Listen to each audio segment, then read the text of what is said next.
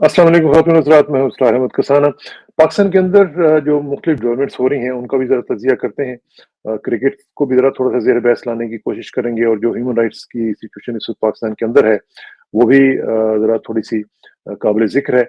और ख़ास तौर पे वज़ीर-ए-आज़म शहबाज़ शरीफ चीन का दौरा करके आए हैं। तो अब उनका जो ये दौरा है, उसका क्या इम्पैक्ट पड़ेगा, उसका भी ज़रा तज़िया करेंगे। फिर ज़रा थोड़ी-सी जो ग्लोबल अपडेट्स हैं, वो आपके साथ शेयर करेंगे। यूक्रेन का मामला है, फ़लस्तीन का मामला चल रहा है।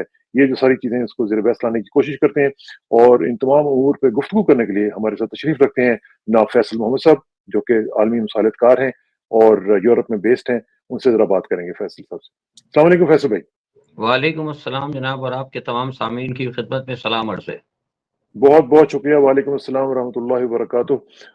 फैसल भाई, एक तो ये है कि शुरू में थोड़ी-सी पहले हॉट इश्यू है और जिस तरीके से पाकिस्तान ने परफ़ॉर्म किया है अभी तक 2 मैचेज़ में, दोनों दोनों में शिकस्त नहीं हुई, बल्कि ज़िल्लत आमेज़ शिकस्त हुई है। तो इसको आप किस तरह देख रहे हैं और ख़ास तौर पे यूरोप में रहने वाले जो पाकिस्तानीज़ हैं, वो इसको किस तरह देख रहे हैं? बिस्मिल्लाहिर्रहमानिर्रहीम। देखिए एक अफ़सोस का मकाम है, इंतहाई अफ़सोस का मकाम है। उसकी वजह ये है कि क्रिकेट एक ऐसी चीज़ है जो कि पूरे पाकिस्तानियों को कम से कम ये जो परेशानी का दौर है इस वक़्त, एक जो एक स्पेशल सिनेरियो पाकिस्तान में चल रहा है, उसमें कहीं न कहीं एक ऐसा खेल था जो लोगों को थोड़ा बहुत ज़हनी तौर पर रिलैक्स करता था। लेकिन बिल्कुल, अफ़सोस ये है कि ये एक खेल भी जो है, जो थोड़ी-सी एक लोगों को सुकून मिलता था, वो भी इस वक़्त जो है वो सियासत और अफ़रा-तफ़री का और हुकूमत की गलत पॉलिसियों का शिकार हो गया है। अब उसपे ज़ाहिर है मैं कोई एक्सपर्ट तो नहीं हूँ, लेकिन एक इतना मैं ज़रूर कहूँगा कि ये जो कुछ इन्होंने किया है, ये एक मुझे लगता है कि कोई इनकी बेवकूफ़ी कहूँ या पता नहीं कोई जानबूझ के ये कर रहे हैं। हालात इंतहाई जो है ना हर सतह पे ख़राब हो रही है। यानी आपकी सियासत तबाह हो गई, मईशत हुँ, आपकी तबाह हो गई, आपके जो दूसरे अखलाकियात हैं वो तबाह हो गई। ये ले-दे के खेल रह गया था तो उसका भी आपने सत्यानाश कर दिया। अब ऊपर से हमारे जो वज़ीर दाखिला साहब हैं, जो चेयरमैन भी हैं, वो फरमा रहे हैं कि मुझे पता था कि क्या चल रहा है। भई जब हाँ, आपको पता था तो ये क्यों हुआ? इसका मतलब है इन्होंने तो एक तरह से एतराफ़ जुर्म किया। उन्होंने कहा कि मुझे पता चल चल रहा था कि क्या हो रहा है, तो मैंने थोड़ी-सी सर्जरी की थी, अब मैं बड़ी सर्जरी करूँगा। तो मेरे ख़्याल से जब उनको पता था और उन्होंने नहीं किया, तो इसका मतलब ये है कि उनको फिर क्रिकेट टीम में सर्जरी के बजाय अपनी सर्जरी जो है ना दिमाग की करानी ज़रूरी होगी।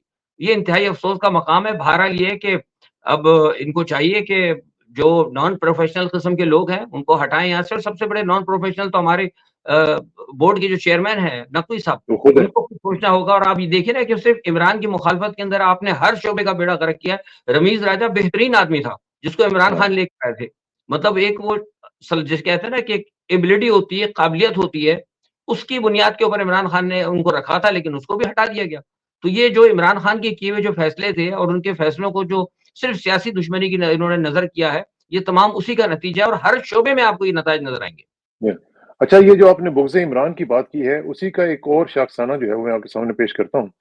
और वो ये है कि आपने देखा होगा कि पिछले गुज़श्ता जो 2 दिन गुज़रे हैं, इसमें आलिया हमज़ा साहिबा, जो कि साबिक़ एमएनए हैं, और सनम जावेद साहिबा जो हैं, इनको प्रिज़न वैन्स में उनके घरों में ले जाया गया। उनसे घरों में जाके उनके घरों में अटैक किया गया, उनके घरवालों के साथ बदतमीज़ी की गई, उनके साथ खुद बदतमीज़ी की गई और फिर उनको इतना टॉर्चर किया गया और घरवालों के सारे मोबाइल्स वग़ैरह लेके चले गए। अच्छा, अब मैं एक आलिया हमज़ा मलिक साहिबा जो हैं, उन्होंने एक खत लिखा है चीफ़ जस्टिस साहब के नाम। उसके थोड़ा-सा मैं आपको इक़्तिबास सुनाता हूँ। और फिर मैं चाहूँगा कि आप उसके ऊपर ज़रूर तबसरा करें। वो कहती हैं जी कि जो चीफ़ जस्टिस साहब, आप वक़्त के काज़ी हैं। क्या आपको पता है कि किस तरह इंसानी हकूक़ की पामाली, चादर चारदीवारी का तकद्दुस, ख़वातीन की बेहुरमती हो रही है?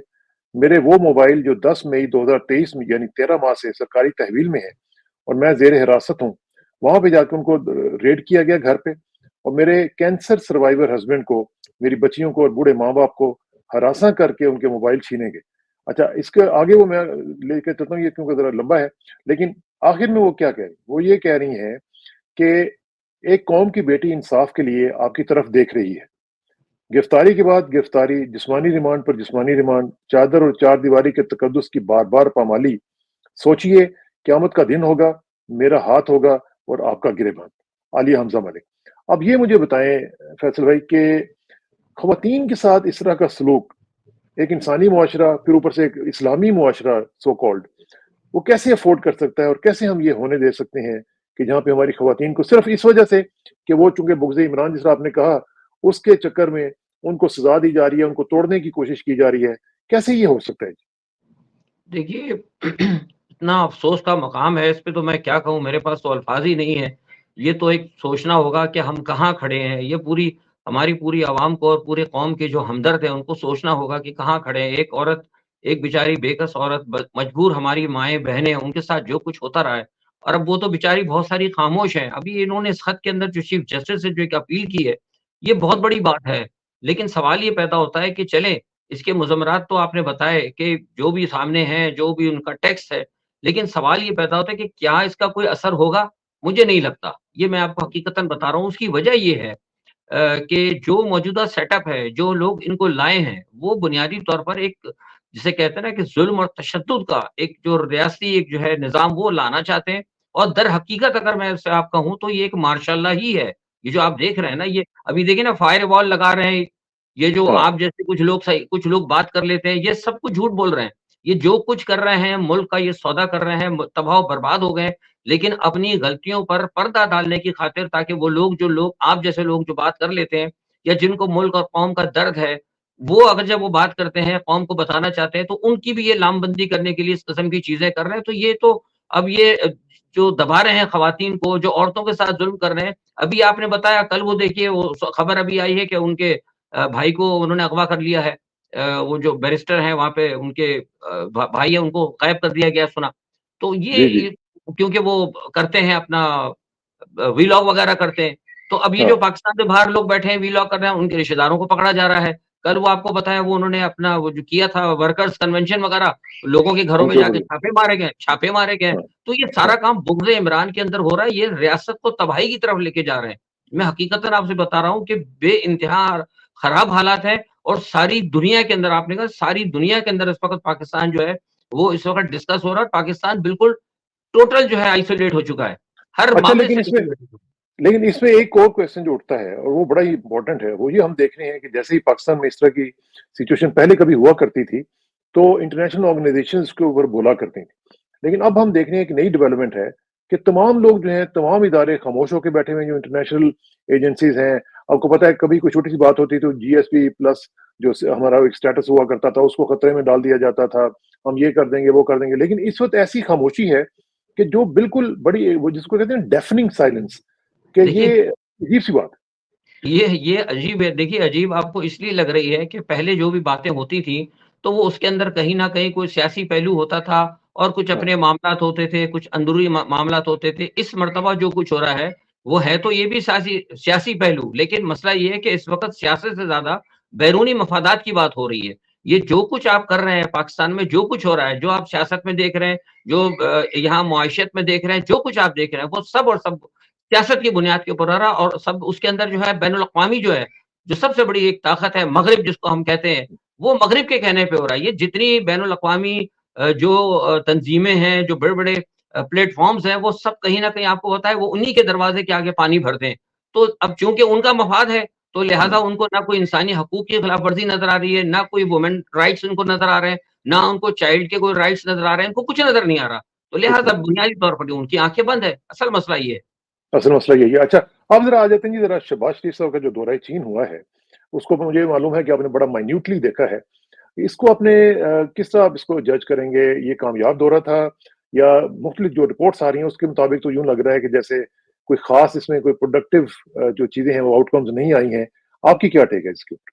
बिल्कुल जी जो आप कह रहे हैं आपकी बात बिल्कुल दुरुस्त है, मैं उसकी तस्दीक करता हूँ, ये दौरा बिल्कुल नाकाम रहा है और आपको याद होगा कि आप ही के साथ एक नशिस्त के अंदर मैंने कही थी जब ये जाने वाले थे, तो मैंने कहा था कि इनको शायद हो सकता है वहाँ से कोई कामयाबी ना हो और हुँ, बिल्कुल ऐसा ही हुआ है। सबसे पहले तो देखिए अब देखें कि कितना ये एक बड़ा मतलब वक़्त था हमारा, कितने लोग उसमें गए, प्राइम मिनिस्टर साहब हमारे थे और प्राइम मिनिस्टर हाँ, भी किसके एक पाकिस्तान जैसा मुल्क जो अपने आप को न्यूक्लियर ताकत कहलाता है, इतनी बड़ी फ़ौज रियासत की स्ट्रेटेजिकल हवाले से जिसकी अहमियत उसका वज़ीर-ए-आज़म जा रहा है, उसके आर्मी चीफ़ हैं, इतना बड़ा वफ़्द है और उनको हाँ। रिसीव करने कौन आ रहा है? नायब मेयर। अब अंदाज़ा लगाएँ आप, मेयर भी नहीं आया, मेयर भी नायब नहीं मेयर आ रहा। तो जी हाँ, तो अब स्टार्टिंग से ही आप देख सकते हैं कि इनके दौरे की कामयाबी होती ना कोई चीज़ बुनियाद ही बता देती है हाँ, कि हाँ, इमारत जो है किधर जाएगी, तो वो उनका दौरा पहले सबसे पहले बात ये हुई। दूसरी ये वहाँ पर इसीलिए गए थे कि जो असल मुझे वहाँ से पता लगा वो ये बात ये थी कि ये चाहते थे कि कुछ बड़े पैमाने पे इनके साथ कोई बड़ा मुआहिदा हो जाए, कोई ऐसा कोई कोई बेल आउट कोई पैकेज मिले, कुछ मिले, उस पे भी उन्होंने फिलहाल बात नहीं की। उन्होंने कहा कि जो आपके पहले जो कर्ज़े देने हैं, इसको चाहते थे कि ओवररूल कराना, तो उस पे भी उन्होंने अभी तक फिलहाल कोई बात नहीं की। उन्होंने कहा हम सोचेंगे, अब बता रहा हूँ, उन्होंने कहा हम सोचेंगे। और यहाँ से वो छोटी-सी एक किस्त बना के भिजवा दी थी नवाज़ हुकूमत ने कुछ मेरे ख़्याल से 70 बिलियन की पता नहीं कितनी जो आईपीपीज़ के जो हैं, जो उनके जो बैलेंस थे वो दे दिए। अलक़िस्सा मुख़्तसर ये है कि दौरा बिल्कुल मुकम्मल तौर पर नाकाम रहा है और ये मैं आपको बता दूँ कि चीन जो है, चीन ने देख लिया है कि पाकिस्तान ने रूस के साथ जो ताल्लुकात किए हुए हैं, चूँकि आपको पता है कि बैनुल-अक़वामी मामलात के अंदर चीन और रूस जो हैं, ये इनका हुँ, बहुत बड़ा इश्तराकी अमल है तमाम दुनिया के मामलात के अंदर। तो ये कभी जी, भी नहीं हो सकता कि चाइना जो है रशिया को और आप रूस के साथ जो कुछ करते रहे हैं, उसको बाईपास करके चीन जो है आपको अहमियत दे। और आपको याद होगा कि अभी जो सेंट पीटर्सबर्ग के अंदर जो एक इजलास हुआ था, उसमें पुतिन ने बड़े वाज़ेह तौर पर कहा था कि हम हर उस मुल्क को सज़ा देंगे, जिसने कि यूक्रेन को असलहा फराहम किया और जिसने रशिया के ऊपर हमले की राह हमवार की। तो पाकिस्तान क्या कुछ करता रहा है, पाकिस्तान के असलहा, बर्तानिया से जहाज़ आना, दूसरे, तीसरे, वो सारी लंबी तफ़सील आपको पता है, आपके हाँ, तमाम नाज़रीन को भी पता है। हुँ, तो ऐसी सूरत-ए-हाल के अंदर मैं नहीं समझता था और मेरे इल्म में भी ये बात थी कि चीन जो है पाकिस्तान को बड़े पैमाने पे कोई मदद देगा। नतीजा ये हुआ कि आर्मी चीफ साहब भी वहाँ पे गए, उन्होंने जाते ही सबसे पहले तो पाकिस्तान से ये कह दिया कि भाई आप ये जो क्या कहते हैं, ये जो आपके जो मामलात हैं, पाकिस्तान के अंदर हाँ, जो सियासत चल रहे हैं, इसको दुरुस्त करें, आप अपने हाँ, हालात को दुरुस्त करें और हत्ता कि इनको ये तक कह दिया गया है कि आप जो है ठीक है, रशिया की तरफ से ये बात इनको कही गई है, ये बड़ी ब अहम बात आपको बता रहा हूँ, चाइना को पैगाम दिया गया था कि आप पाकिस्तान के अंदर अपने मफादात की आप बात करें, अपने मफादात की हिफाज़त करें, लेकिन कोई ऐसा मसला ना करें ये जिसकी वजह से हमें जो है हमारे जो मामलात हैं, जो हमारी एक सोच है, यानी रशिया की जो सोच है पाकिस्तान के हवाले से, उसको आप रोकने की कोशिश नहीं करेंगे। तो ये जो अब आप हालात देख रहे हैं, पाकिस्तान के अंदर जो हालात खराब, इस सरहदों पे देखें ना कितना अफ़सोसनाक वाक़या हुआ हुआ है। हाँ, सारे जो हाँ, मामलात हैं, तो ये सब इसी वजूहात से हो रहे हैं कि हमारे जो है हमने अपने पड़ोसियों को नाराज़ कर दिया है। ईरान आपसे नाराज़ हो चुका है, चीन आपसे जो दौरा है आपका वो मुकम्मल तौर अफ़गानिस्तान पर अफ़गानिस्तान बिल्कुल अफ़गान नाकाम है। हाँ, अभी हाँ, अफ़गानिस्तान के हवाले से मैं आपको बताता हूँ, अफ़गानिस्तान के हवाले से भी बड़ी डेवलपमेंट हो रही है। ये जो कुछ हाँ, आप देख रहे हैं इस वक़्त बॉर्डर्स के ऊपर, कल कितना अफ़सोसनाक वाक़या हुआ है पाकिस्तान में, लकी मरवत में आपने वेरी देखा है। सैड, वेरी हमारे सैड, 7 वेरी फौजी जो हैं जवान जो है शहीद हुए, यंग लोग जो हैं हमारे शहीद हो रहे हैं। तो आप हाँ, कहते हैं आईएसपीआर का फ़ौरन बयान आता है, आप तो रहे आपको पता है कि किस तरीके से बयानात दिए थे। वो रटा-रटा बयान कि जनाब हमारे अज़्म को मतलब मज़बूत करेंगे हम। भई आप अपने खुदा के वास्ते अज़्म को मज़बूत ना करें। मैं बार-बार इनसे कह रहा हूँ आप अल्लाह के वास्ते अपनी पॉलिसियाँ बदलें। हमें पॉलिसियाँ बदलने की ज़रूरत है, हमें अपने अज़्म को मज़बूत करने की ज़रूरत नहीं है। आप पॉलिसी आप बदल ही नहीं रहे। रूस को आपने नाकाम किया और नाराज़ किया हुआ है। भारत आपसे इस वक़्त अभी आपको पता है ये कल अभी day before yesterday sorry yesterday की बात है, पता नहीं डे बिफोर यस्टरडे ये भारत के मकबूजा कश्मीर जो वाक़या हुआ है, आपको पता है जी, जी, जिसके अंदर कोई बस के ऊपर जो हमला हुआ, उसके अंदर तकरीबन हाँ, 10 आदमी मारे गए हैं। उसपे उन्होंने पाकिस्तान को कर दिया, उन्होंने पाकिस्तान पे इल्ज़ाम लगा दिया। और मेरी हाँ, आज सुबह हाँ, किसी से बात हो रही थी, उन्होंने कहा कि जी हमने तो बाकायदा इसके सबूत भी हासिल कर लिए हैं और उन्होंने उसको लिंक किया है, क्या कहते हैं, वो अबू हमज़ा ग्रुप का नाम वो कह रहे हैं कि अबू हमज़ा हुँ, ग्रुप है और 2 शख्स हैं, उनके हमने पैगामात भी पकड़े। तो ऐसी हाँ, सूरत-ए-हाल के अंदर जब आप देख रहे हैं कि आपके हालात आपके बॉर्डर्स पे क्या हैं, आप आइसोलेट होते जा रहे हैं, आप क्यों इस किस्म के बुग़्ज़-ए-इमरान के अंदर पूरी रियासत को जो आपने कहा था, बुग़्ज़-ए-इमरान पूरी रियासत को इन्होंने दाँव के ऊपर लगा दिया। आप यकीन करें एब्सोल्यूट रसाना साहब बहुत हालात खराब हैं। बहुत सारी चीज़ें आपको हमें नज़र नहीं आ रही हैं, लेकिन पस-ए-पर्दा बहुत कुछ है, मामलात खराब हैं। बहुत कुछ हो रहा है और इसी तरह हम देख रहे हैं कि जो इंटरनेशनल लेवल पे अभी आप जो बात कर रहे थे, आपने यूक्रेन का भी ज़िक्र किया। यूक्रेन के ऊपर इस वक़्त क्या सूरत-ए-हाल चल रही है और उसका ज़ाहिर है कि इम्पैक्ट जो है वो हम देख रहे हैं कि जो यूरोप के ऊपर बहुत शदीद किस्म का उसका इम्पैक्ट आ रहा है। और मैं ये भी देख रहा हूँ कि कोई लेट अप नहीं है अमेरिकन पॉलिसीज़ के अंदर। वो अभी तक यूँ लग रहा है कि जैसे वो चाहते हैं कि इसको कंटिन्यू किया जाए और इसी तरह जो पॉलिसीज़ हैं, उसी तरह उनको फंड किया जा रहा है। अभी तो मैंने देखा कि जो फ्रांस के जो बूट्स ऑन ग्राउंड्स की भी एक पॉलिसी है, वो भी आ रही है। तो ये तो सूरत-हाल जो है इसको मेरा ख़्याल है कि एग्रीवेट करने की कोशिश की जा रही है, इसको कंटेन करने की कोशिश नहीं की जा रही। बिल्कुल, आप सही कह रहे हैं, सूरत-ए-हाल को एग्रीवेट कर रहे हैं और ये चीज़ें नज़र आ रही हैं। आपको पता होगा कि अभी इन्होंने कहा भी है कि स्विट्ज़रलैंड के अंदर एक कॉन्फ्रेंस होने वाली है। उस कॉन्फ्रेंस के हवाले से कहा जा रहा है कि वो यूक्रेन के जो जंगबंदी है, उस हवाले से बातचीत होगी उसमें और इवन दो कि ज़ेलेंस्की ने उसको वेलकम भी कहा है। लेकिन बात वही जो आपने कही कि जो चीज़ें होती हैं ना, वो अगर आप कहीं कुछ काम करना चाहते हैं ना संजीदा किसी चीज़ के लिए, हुँ, तो वो नज़र आता है। मतलब यहाँ हाँ, पे सिर्फ़ जो है ना वो जिसे कहते हैं कि ज़बानी जमा खर्च हो रहा है। लोगों को दिखाने के लिए बात की जा रही है कि अमेरिका बड़ा सीरियस है अमेरिका कोई सीरियस नहीं है। मैं आपको पहले भी बता चुका हूँ और अभी ये कन्फर्म आपसे खबर दे रहा हूँ कि अमेरिका की पॉलिसी ये है कि वो इस जंग को अभी जारी रखना चाहते हैं। वो चाहते हैं कि रूस को यहाँ पे एंगेज रखा जाए ताकि ज़्यादा से ज़्यादा जो है मशरिक़-ए-वुस्ता के अंदर जो है इसराइल को सहूलत दी जाए और जो कुछ इसराइल ने किया है और जो कुछ इसराइल अभी कर रहा है, आप देख रहे हैं कि क्या कुछ इसराइल जो हालात उसने गज़ा में जो अज़ाब एक इस वक़्त नाज़िल कर रखा है और सब कुछ हो रहा है। आज इवन आप ये देखें कि वो कि क्यों हो रहा है? इसीलिए हो रहा है कि रशिया ने कहा था कि हम जो है गज़ा के अंदर मुसलमानों के साथ या जो कुछ मशरिक़-ए-वुस्ता में हो रहा है, हम उसके ऊपर खामोश नहीं रहेंगे। तो नहीं ज़ाहिर-सी रहेंगे, बात हाँ। है अगर रशिया जब वहाँ बात करेगा या चीन अगर बात करेगा, तो फिर उनको एंगेज करना तो ज़रूरी है। तो लिहाज़ा ज़रूरी वो है। दुनिया को तो ये बता रहे हैं कि यहाँ जंगबंदी की बात हो रही है, कुछ हो रहा है, लेकिन वो मुकम्मल उनको असलहा दे रहे हैं और आप ये देखिए जंग बढ़ती जा रही है। आज यूक्रेन ने क्या बराह रास्त जो है वो बेलग्रोड के ऊपर अभी सुबह तक सुबह पाकिस्तानी वक़्त के मतलब फजर से पहले ही गालिबन उन्होंने वहाँ पे बेलग्रोड पर डायरेक्ट हमले किए हैं यूक्रेन ने, फ़ज़ाई हमले किए हैं। और तो और वो दूसरी बात ये है कि साथ-साथ वो ये लेजिस्लेशन भी कर रहे हैं अमेरिकन्स के जी आप हमारा जो असलहा है, वो आप डायरेक्टली वहाँ पे आप यूज़ भी कर सकते हैं। लेकिन इसके बावजूद मैं देख रहा था कि 24 मई को जो एक रिपोर्ट आई थी, जो रॉयटर्स ने रिपोर्ट किया था, उसमें उन्होंने पुतिन को कोट किया था और उन्होंने पुतिन ने कहा था जी कि मैं रेडी हूँ सीज़ फायर के लिए और मुज़ाकरात के लिए और अगर ये जंगबंदी इस तरह हो जाए कि जहाँ पे भी अभी हम हैं, वहीं पे हम अपनी-अपनी सरहदें रख के तो फिर हम वापस आ सकते हैं। तो इसके बावजूद जबकि वो बातचीत करने के लिए तैयार हैं, हम देख रहे हैं कि वेस्ट की तरफ से कोई इस तरह की चीज़ नहीं आ रही। नहीं, नहीं, बिल्कुल नहीं हो रहा, आप सही कह रहे हैं, प्यूटन तो राज़ी है, प्यूटन ने तो बहुत पहले कहा था, आपको याद होगा जब उर्दुगान भी गए थे हाँ, उस वक़्त आया भी नहीं था, मतलब इस हद तक भी रशिया नहीं आया था यूक्रेन के अंदर, इतने इलाके भी उसने फ़तह नहीं किए थे। बहुत कम इलाके थे, उस वक़्त भी प्यूटन ने ये कहा था कि हम जहाँ तक आ चुके हैं, हम यहाँ पर ये हम कब्ज़ा हमारा मान लिया जाए क्योंकि हम अब देखिए उसमें मैं समझता हूँ कि प्यूटन का दावा सही है क्योंकि वो एक बफर ज़ोन बनाना चाहता है, क्योंकि नेटो हाँ, को लाके आपने अपने उसके घर के दरवाज़े के उसके आगे सर बिठा पे दिया। खड़ा कर दिया। हाँ, हाँ, बिल्कुल कहा, तो उसने उन्होंने ये कहा उसने नहीं उस ये कहा था कि उसने कहा हम इसको बफर ज़ोन रखेंगे, ये तक है, ये लोगों को नहीं बताया वेस्ट के मीडिया ने, उसने कहा हम इसको बफर ज़ोन कर देंगे, ना हमारी यहाँ पे कोई मिलिट्री होगी और ना आपकी मिलिट्री होगी। अब आप आ हाँ, जाइए लेकिन होगा ये हमारे अंदर, ये टेरिटरी जो है जिस पे कब्ज़ा किया है, हमारे अंडर कंट्रोल होगा, आप आ जाइए जंगबंदी पे, लेकिन नहीं किया। लेकिन जैसे मैंने कहा कि इनकी यहाँ इरादा नहीं है, क्योंकि हाँ, पसे-पर्दा जो है अमेरिका का, इज़राइल का जो प्लान है, आप देखें ना ये आज क्या किया है उन्होंने जो गज़ा में गज़ा आप में, देखिए गज़ा में जो सिर्फ़ ज़रूरत हाँ, 4 मगवियों को लेने की खातिर उन्होंने हाँ, 300 300 बंदे बंदे मारे। शहीद किए उन्होंने और उन्होंने जी। हेलीकॉप्टर के ज़रिए जनाब वो आकर वहाँ पे उन्होंने रेड किया और और आपको और पता है कि उसमें ये भी है कि जो अमेरिकन ड्रोन से ऊपर जो जा रहे थे, वो सारी सारी उनकी कार्रवाई के साथ हुआ है ये। जी, जी, जी। अमेरिकन्स वर देयर, जी, जी, उनके बिल्कुल अपने लोग वहाँ पे मौजूद थे। जी, जी, ये जो कार्रवाई आज हुई है, बड़ी अफ़सोसनाक कार्रवाई है, उसमें शिंबे और अमेरिकन सीआईए का जॉइंट ऑपरेशन था। बिल्कुल, ये बिल्कुल। इस्राइली शनबे का और अमेरिकन सीआईए का जॉइंट ऑपरेशन था और इतनी ज़बरदस्त इन्होंने इंसानी हकूक की खिलाफ़वर्ज़ी की है कि वहाँ पे ये जो यूनाइटेड नेशन की जो नुमाइंदा है, उसने ये एक्सेप्ट किया है। उसने कहा कि इतनी ज़बरदस्त ये अफ़सोसनाक इक़दाम हुआ है और इतना ज़बरदस्त इंसानी नुकसान हुआ है कि हम तस्लीम करते हैं कि यूनाइटेड नेशन भी इन लोगों की जान बचाने के अंदर नाकाम रही है। ये बहुत अफ़सोसनाक वाक़या और हुआ। धोखे की इंतहा देखें कि वो अरबों का लिबास पहन के, अरबों का पूरा गार्ब बन के वहाँ पे जी, गए हैं जी। और एड एड का जो ट्रक था उसमें चले गए हैं। आप जी अंदाज़ा हाँ, लगाएँ ज़रा।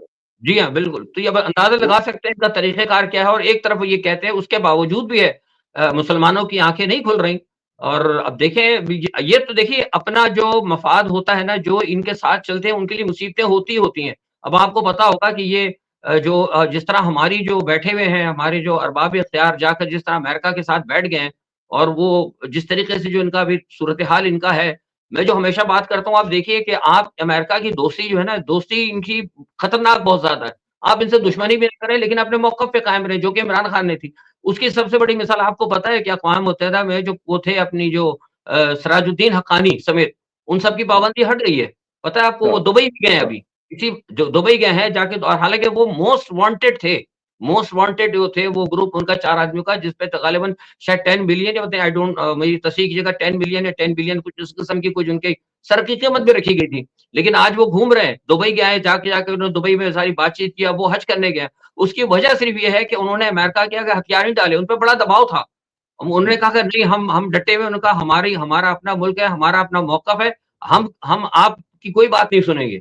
और नतीजा हुँ। क्या हुआ कि उस रशिया ने भी उनसे बात की, चीन ने भी उनसे बात की, रूस ने भी अफ़गानिस्तान में इन्वेस्टमेंट करनी शुरू कर दी, चाइना ने भी करनी शुरू कर दी। नतीजा क्या हुआ कि आज अमेरिका ने भी हथियार डाले, हम मजबूरन उनसे बात करने के लिए तैयार हैं और दुबई के हाँ, हुक्मरानों को कहा है उन्होंने कि जनाब लाइए और उनको बुलाइए और उनसे बैठ के बात कीजिए। तो ये हमारे लोगों को अच्छा, क्यों नहीं नज़र नहीं आता? हम तो एक न्यूक्लियर पावर हैं। वो बस यही हमारी न्यूक्लियर पावर तो आपको पता ही है किस तरह की है। लेकिन साथ ही हम देख रहे हैं जो हमारी जो मुस्लिम दुनिया है, उसमें सबसे बड़ा जो हमारा सो कॉल्ड इन्फ्लुएंशियल मुल्क है वो सऊदी अरब है। उसके बारे में जो एक नई रिपोर्ट आ रही है वो ये है कि व्हाइट हाउस जो है, वो ये कह रहा है कि वो तैयार हैं एक ऐसा प्लान रोल आउट करने के लिए जिसके अंदर सऊदी अरब को रिकॉग्नाइज़ कर लिया जाएगा जापान की तरह का एक एलाई बनाने के लिए। इन रिटर्न वो क्या करेगा कि वो रियाद जो है यानी सऊदी अरब जो है वो मानेगा इसराइल को as as a ally as a friend और उसकी तमाम तर जो कार्रवाई है उसको लीगलाइज कर लेगा और उनके एक्सचेंज में हम जो है उसको प्रोटेक्ट करेंगे और जापान की तरह उसको एक अपना एलाई बना लेंगे। तो ये कितना खतरनाक मंसूबा होगा? ये जनाब खतरनाक मंसूबा तो है, लेकिन मुझे लगता तो नहीं है, शायद हो सकता है इसकी बुनियाद के ऊपर सऊदी अरब के अंदर शायद हो सकता है काफ़ी रिज़र्वेशन है, बातें तो आ रही हैं।